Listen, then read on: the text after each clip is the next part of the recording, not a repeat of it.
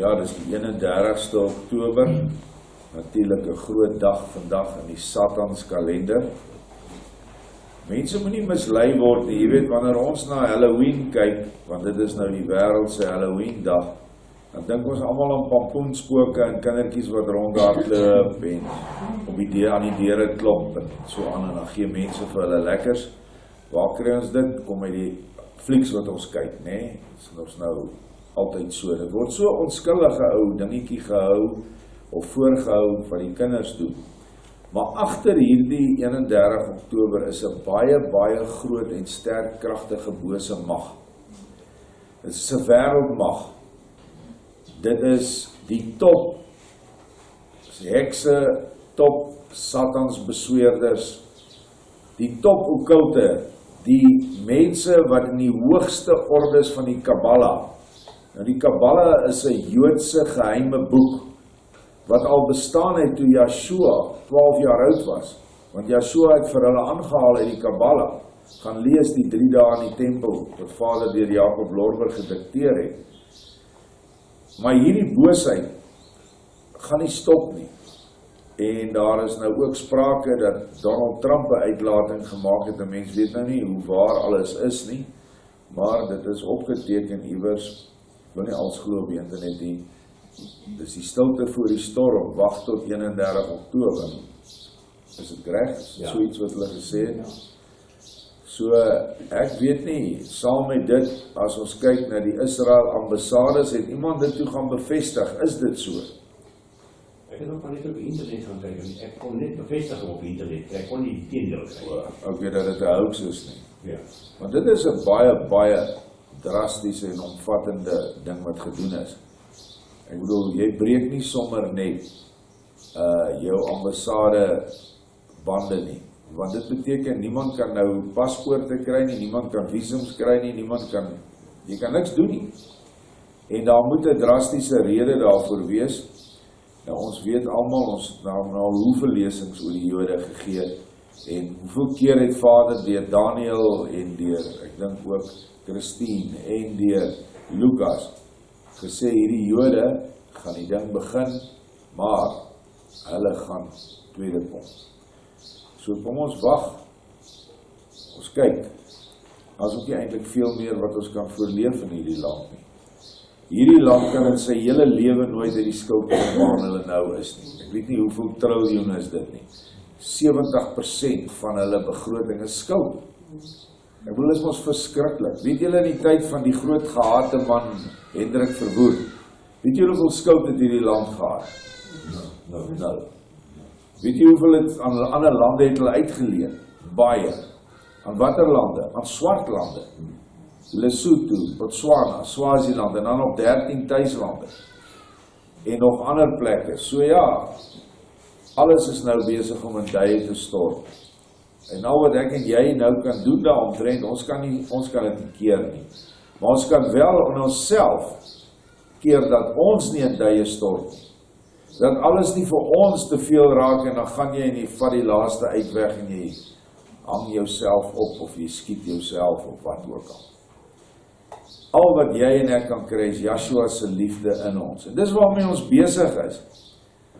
Hierdie is nie preke nie, hierdie is lering wat ten doel het dat jy jou eie Bybel vat en verkieslike boek van herinnering en dat jy gaan en hierdie dinge gaan ondersoek sodat jy jou Skepper beter kan leer ken. Dat jy kan weet hoe hy aan mekaar gesit is, hoe hy funksioneer, die aard van sy wese.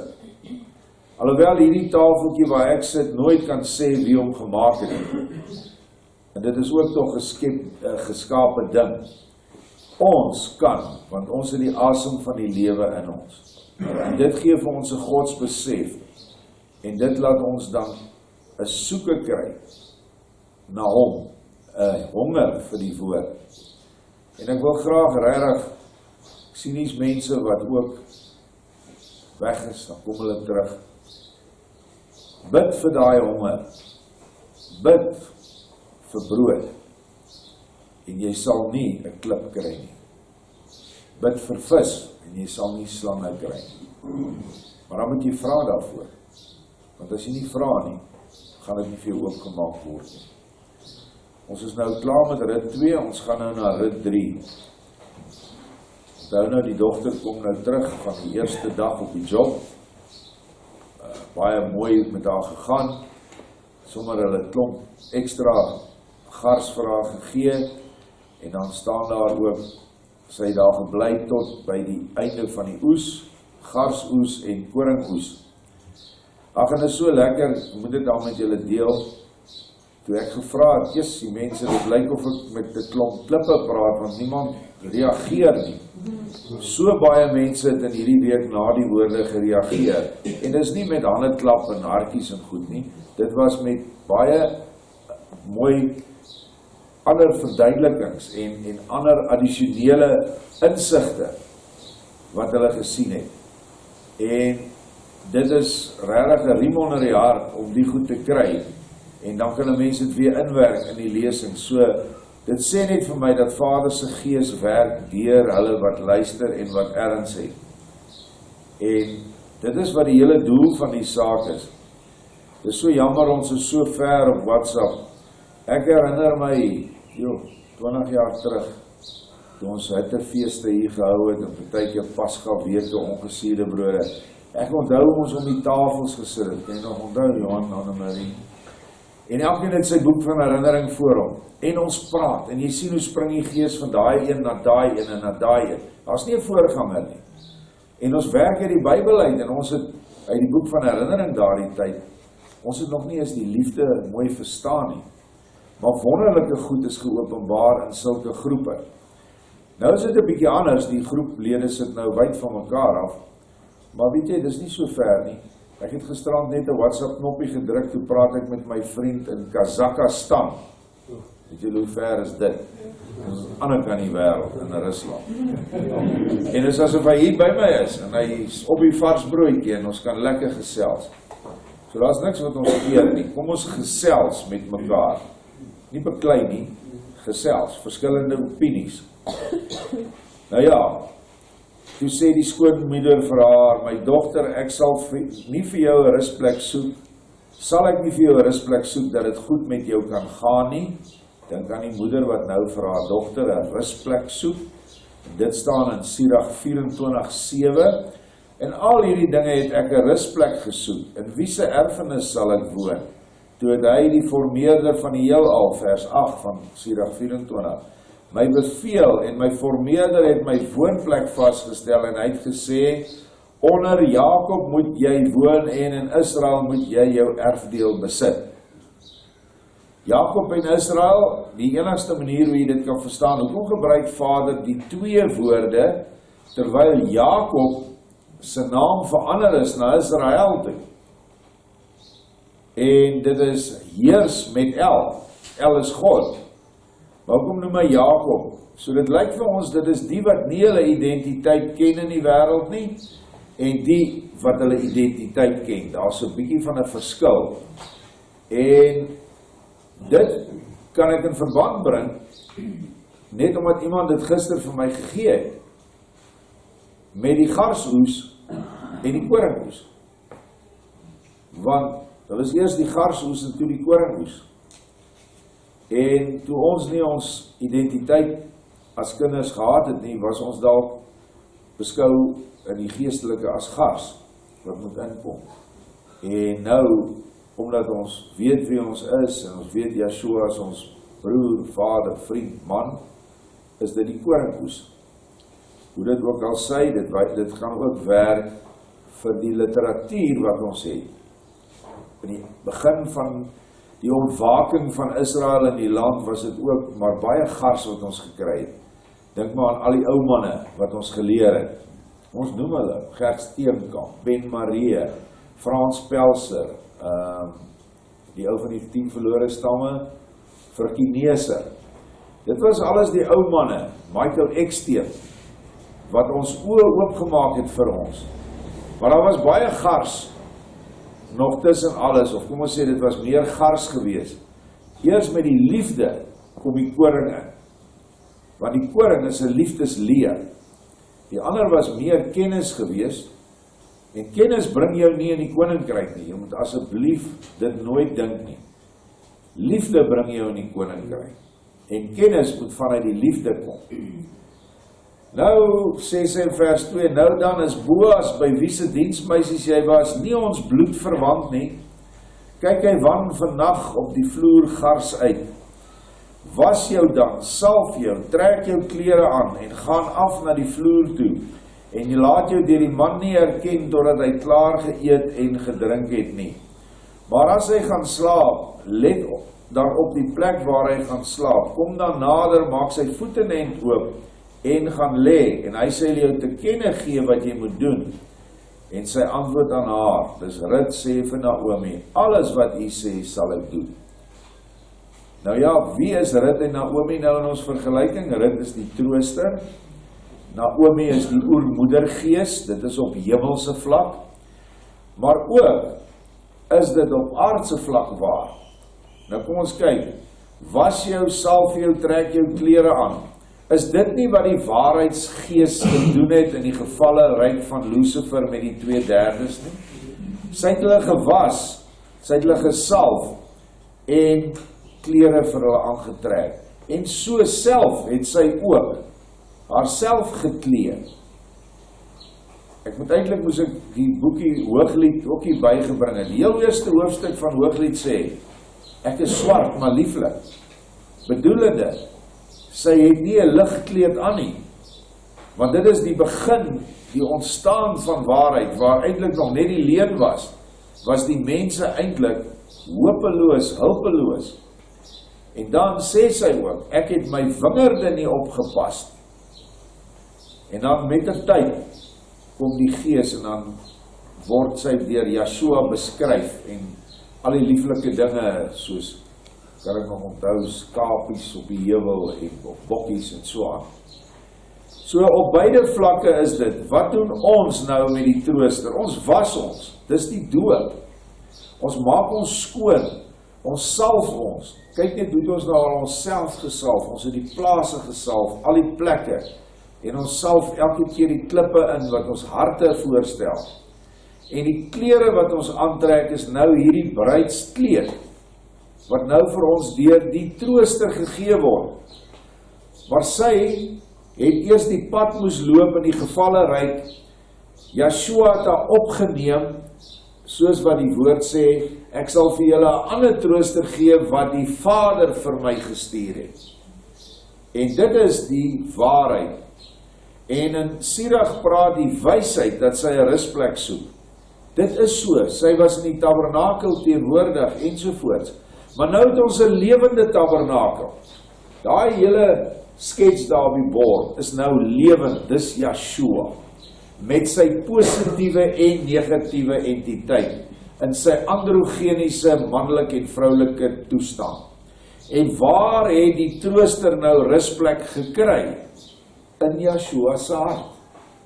Wat kon hy doen nadat hy as die lam, die ram en die ooi na die slagpale toe of na die slagplek toe gegaan het?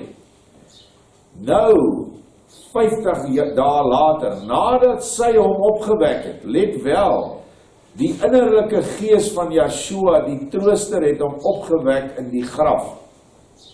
Want daar staan in die skrif, waarom my El, waarom het u my verlaat? Die Vader in sy goddelike, almagtige toestand, deur die gees van wysheid, het hom verlaat, al in die tuin van Getsemane. Want anders was dit vir hom baie maklik, dan was dit nie 'n offer nie. Hy het die vermoë om pyn net so af te skakel. Maar hy het nie. Hy moes daai pyn van die vlees en die siel deurmaak, sodat die siel kon losskeer. En die siel was reeds losgeskeer van die gees, maar sy eie gees, wie die trooster was, en nog steeds is, sy het hom gehelp deur hierdie geweldige lyding. En sy het hom dan verheerlik, en julle kan dit nog onthou julle die lig wat in die graf uit sy regter oorlel, regter duim en regter toon, het die lig, terwyl hy daar gelê het, mekaar ontmoet bokant hom, En toe daai 3 punte bymekaar kom, toe genereer daar soveel geesteskrag vanuit hom, vanuit sy dooie liggaam, want onthou sy siel was nooit dood nie. En daardie siel verander toe, met daai krag, daai geesteskrag, sy hele liggaam in ewig lewende geestessubstansie. Dis wat daar gebeur het. En dis hoe hy opgestaan het. Met 'n liggaam, maar 'n verheerlikte liggaam. Wat kry ons nou? 'n verheerlikte liggaam. Wie gaan dit vir ons gee? Yeshua natuurlik, maar deur die trooster. Hy kon dit nie kry sonder die trooster. Dit is die orde van Vader. Nou hoe dink julle gaan ons dit kry sonder die trooster? En nou verwerp die wêreld, die Christendom, die Israeliete, die trooster. Hulle verwerp haar aard, haar wese en haar werking. Dis eintlik so ongelooflik hartseer. Deur dogmatiek en kerkleerstellings, mense drek, wat hulle garskoeke opbak, wat geen mens kan eet nie. Daarop, kyk hy mooi bo 1 in vers 5, alles wat u sê, alles wat die moeder sê, sal ek doen. Die gees van waarheid sal niks doen, wat nie uit die oermoedergees kom nie. En nou dat sy in Yeshua is, sal sy ook niks anders te doen nie, want Yeshua en die Vader is een. Daarop het sy afgegaan na die vloer en gedoen, soos wat haar skoonmoeder beveel het. Nadat Boas geëet en gedrink het, en sy hart vrolik was, het hy gaan slaap het by die end van die hoop, het sy stilletjies gekom en sy voetenend oopgemaak en gaan lê. Onthou wat ons gesê het in ons vergelyking, ons beeld, is dat Boas Yeshua is. Nou, Yeshua eet en drink wat? Hy eet en drink mense. Het ons hier daai mooi voorbeeld wat hy sê, bring vir my die visse, en dan breek hy sy kop af, haal die binnegoed uit. Dit is mense, dit is ons. Hy maak ons vissers van mense. Nou het jy die ou, jy gaan hom nou vang. Nou as jy hom gevang het, wat moet jy doen? Jy moet die wêreldse goed van hom afkry, daai kop wat in die water rondswem in die wêreld. En die binnegoed is al die ou gemors wat hy in die kerk opgetel het, en die vinne, en die skibbe, en al die goed krap jy af. Dan bring jy daai vis na die rooster toe. Die rooster is Yeshua se gees van liefde. En ek dink hy het gesê, ons moet dit met sout en olyfolie en sielemoensap. Hy sê, dit is die wedergeboorte, ons moet die vis invryf met die sout is die waarheid. En die olie en die sielemoensap is die wedergeboorte. Kyk hoe mooi is dit. En wie van daai dag af, braai ons nie 'n vis anders nie. Jy vryf grove sout in hom, en dan smeer jy hom liggies met olyfolie en sielemoensap op die rooster. Hy sit dan nie vas nie, en paar kort tyd dan sy gaar. Ekskuus. Ek het honger, ja. Ek het ook so altyd as ek Lorber lees en vertaal. Jy raak jonger vir sout en brood. Dis moes hulle voorgereg. En dan visse. Nou ja, dit is wat hier afspeel. Yeshua eet en drink al die wesens wat hy geskep het, nog in sy oervaderlike toestand tot 2000 jaar gelede, nou in sy menslike toestand ook. En dit is wat hier staan, en die drink is die wyn, die liefde wat uit hom uitstraal. En nou kom hierdie ou verdwaaste ou ritmeisiekie, hierdie gees van waarheid, hierdie trooster wat later ons moeder sou word, en sy kom lê onder by sy voete. Sy klim nie in die kooi met hom nie. Dit was 'n daad wat totale onderdanigheid en nederigheid van vrou teenoor man getoon het. En sy gaan lê daar by hom, en nou kom ons gaan aan, en die man het teen middernag geskrik, vooroor gebuig, en daar lê 'n vrou aan sy voetenend.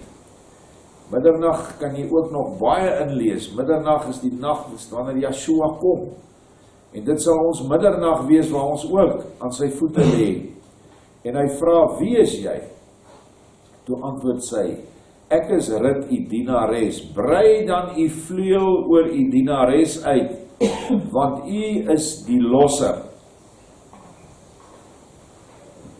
Baie belangrike woorde daar. Kom ons kyk net aan die regterkant van ons werkstuk. Jesaja 44 vers 6, so sê Jahwe, die koning van Israel, en sy losser Jahwe van die skepingsleermag. So hy is koning en losser, Jahwe. Ek is die eerste, ek is die laaste.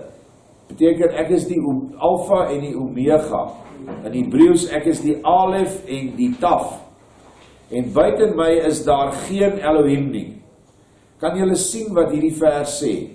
Dat toe Yeshua sê, ek is hy, ek is voor Abraham was, toe sê hy is Elohim.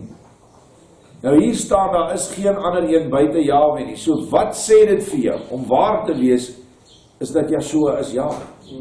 Anders kan jy die versie krappel met jou boek uit.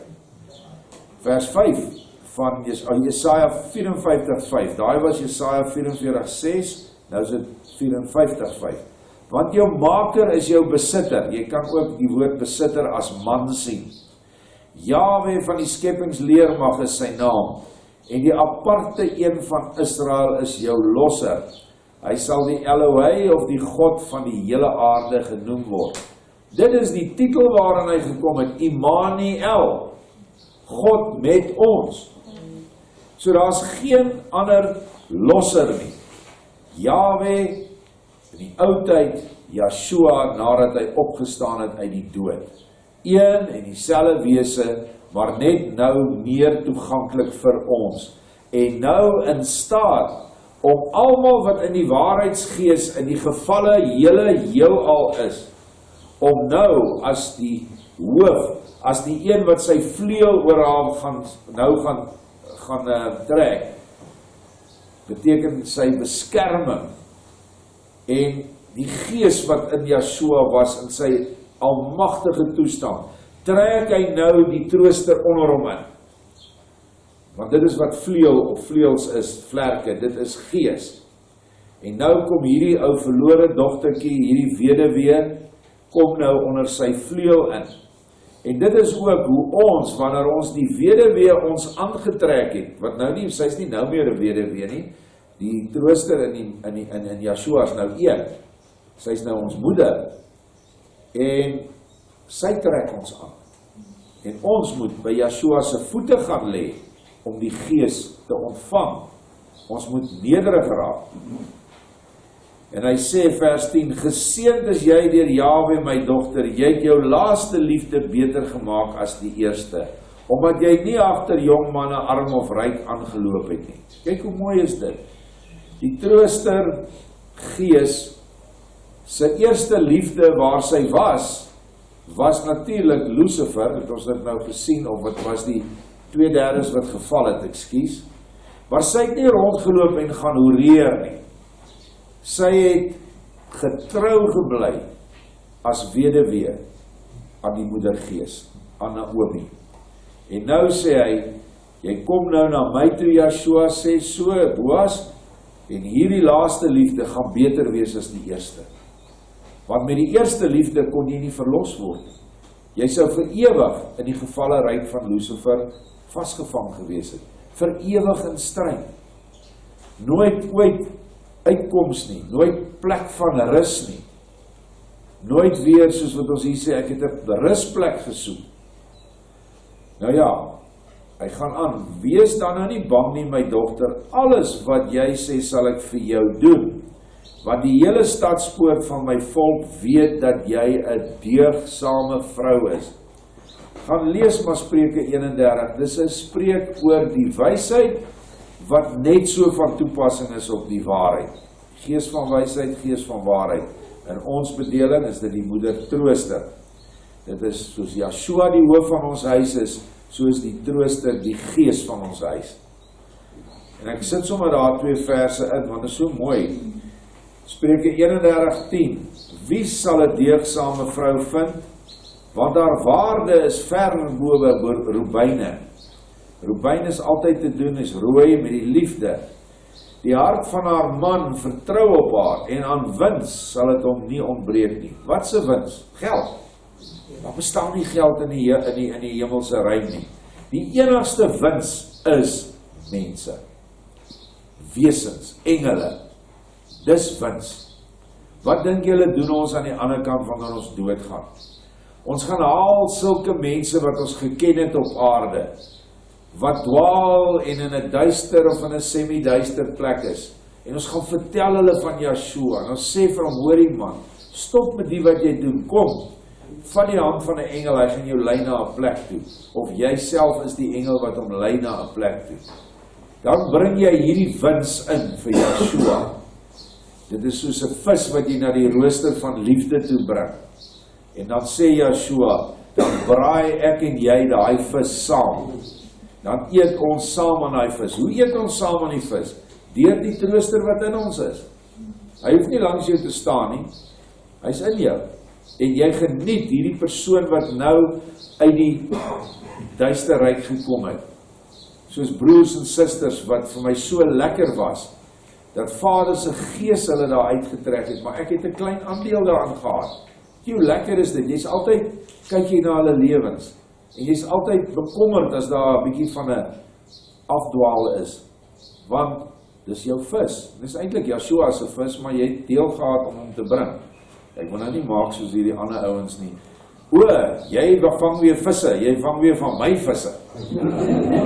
Ja, hulle kla jou, as jy nou by hulle gemeente se mense bietjie begin kuier of boeke bring, dan kry jy gou die aanklag. Jy vang nou van my visse. Dis Vader se visse.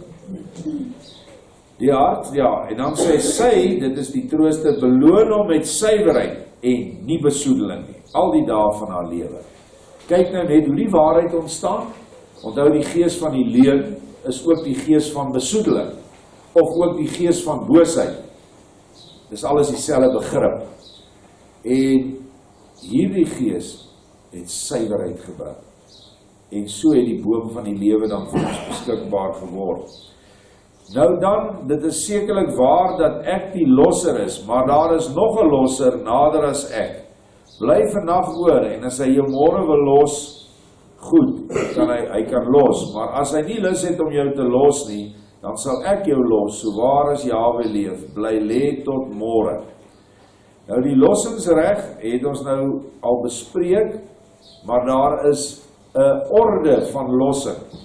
So die orde gaan werk, broers eerste, oudste broer bo die broer. Dan na die broers gaan neefs kom. Na die neefs gaan dalk klein neefs kom. Maar dit moet 'n man wees. Een man moet 'n die losser moet 'n man wees. En nou is hier een, Boas is dalk nou 'n broer van Elimelech, maar daar is 'n ouer broer van Elimelech wat eerste reg op lossing het. Nou onthou, om nou vir Rut te los, moet jy ook as skoonma vat. Enige man sal seker 2 keer dink, nee. Want sy moet nou ook in jou huis inkom.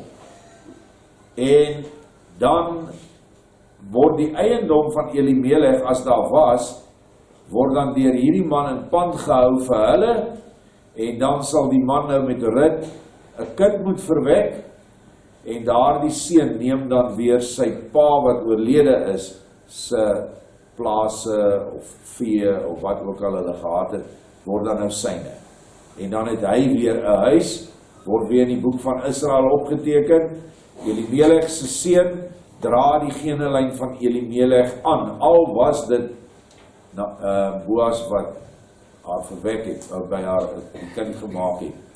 In die geestelike is dit ook so, is dat die losser, Yeshua, is nie net ons losser nie, hy is ons verlosser. Hy is Israel se verlosser. Nou, ek het in die boekie, mevrou, het ek gesê, dat het vir my lyk asof Satan die een losser is, wat 'n kans moes kry. Nou, ek is nie so seker of ek reg was nie, maar weer eens het ek lekker met my broer Hendrik van die Karoo, het ons gesels nou die dag, en hy het vir my gesê, dis 'n gedagte wat ek gee, want ons onthou, hierdie is nie vir goed. Moet ons nie beskuldig as ons foute maak nie. Kan dit nie Melchisedek wees nie? En ek het baie daaroor gedink, en ek sê, weet jy, dit kan. Want Melchisedek, nou gaan ek aan iets begin raak, wat ek nog nie 'n opdrag het om oor te praat nie. Melchisedek is op hierdie aarde, in hierdie aarde teenwoordig. Ons aarde is hol. Ons aarde is nie 'n blok magma nie. Daar is 'n wêreld daar binne. En ek sal eendag as Vader sê, dan sal ek oor hierdie lesings gaan. Maar daar is al getuienis dat in Henog sê dat hy daar sal wag en sal optree as priester in 'n ander geslag. Nou waar is hy? Hy was gebore uit Ner se vrou, Sofonima. Het hy uit die dooie vrou voortgekom. Waar is hy? Waar is Elia en Henog? Want hulle het nog nie gesterf nie.